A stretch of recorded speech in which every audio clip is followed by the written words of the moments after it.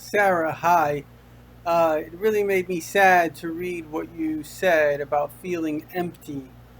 And the truth of the matter is, you speak about it like an emotional numbness.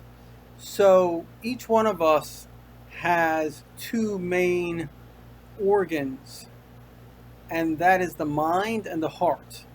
And they're not only in charge of blood flow and brain waves, but they're actually the difference between our emotions, our feelings. We feel in the heart and we think in the head. So you don't need a heart, like a computer doesn't have to have a heart. But a heart is very important in terms of emotions. Now, what happens when we're feeling tremendous pain? So the heart basically sends, just like everything sends. Let's say you get a pain in your finger, it sends it to the brain. The brain, in a way, feels it, but it comes from somewhere else. So your brain is dealing with this constant pain. Now, your brain has to shut that pain down. So, for example, I'll give you an example. Why do people like hot peppers? Hot peppers really taste hot, they're not good. I remember the exact moment that this happened to me. I could never stand hot stuff. And one time, somehow, I didn't feel the bitterness, and I love hot stuff now. So what happened? So psychologists say that the brain creates a dopamine response. It creates a chemical response of pleasure to counteract the pain. So you see how pain is the thing the brain wants to keep you away from, to the extent it's creating a pleasure, and you're addicted to that pleasure chemical when you have hot food. So too, when your emotions are very strong and the brain can't deal with this pain, it creates a blockage between your emotional self and your intellectual self. So now you can think rationally, but you can't feel emotionally. Now, I want to tell you something. I've never actually said this to anyone, but I feel very bad for you, so that's why I'm saying it to you.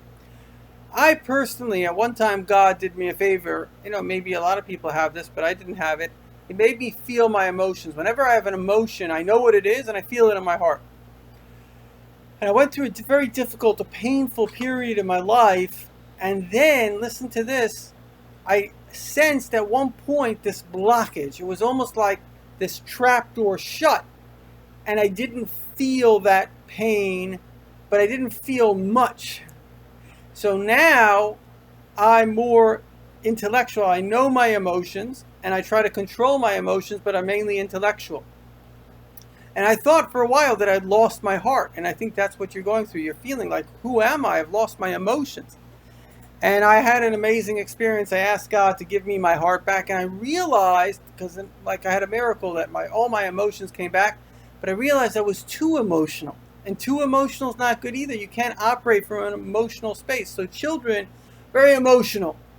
But it doesn't work in life. You can't just be emotional about everything. Some things you got to accept and move on. You got to figure out what to do. So the healthy person is a perfect balance between emotions and intellect. And I'm going to send you a link to my book. If you read my book, you'll have a tremendously healthy balance. And I also will send you a link to a course that I run, which is all about the balance of the mind and the emotions. And if you get this right, you'll have a great life. There's a wonderful life ahead of you. Don't give up on yourself. Listen to me.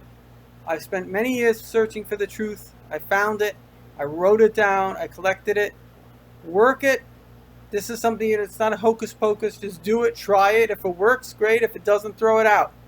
Point is, I believe it will work for you.